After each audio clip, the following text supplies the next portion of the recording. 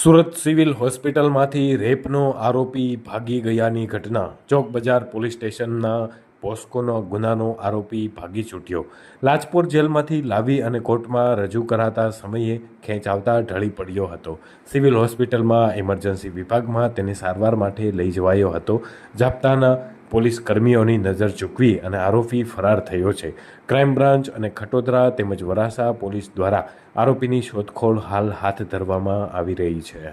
આજ રોજ લાજપોર જેલ ખાતેથી સુરતની સેશન કોર્ટ ખાતે શુભમ શર્મા નામના આરોપી પોક્સોનો છે. ચોક બજાર પોસ્ટિંગમાં પોક્સોનો ગુનો દાખલ. એ આરોપીને કોર્ટમાં પ્રોડક્શન દરમિયાન કોર્ટમાં જ્યારે પ્રોડક્ટ કર્યો ત્યારે એને કન્વર્ઝેશન ખેંચ આવવાથી કોર્ટમાં ફસરાઈ પડ્યો હતો. ત્યારબાદ જાપ્તાના પોલીસ કર્મચારીઓએ તેના ઇન્ચાર્જ દ્વારા 108 મારફતે અહીંયા સારવાર માટે ઇમરજન્સીમાં લાવેલા હતા.